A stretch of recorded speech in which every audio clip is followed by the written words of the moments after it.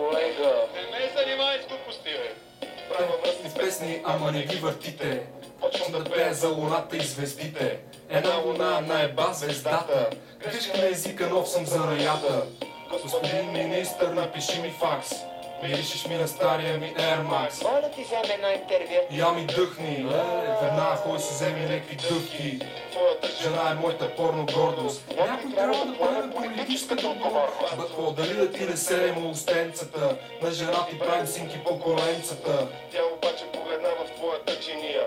Затова остана само в моята чекия. Искам да ида в парламента. Иди, никога няма да имаш хемороиди.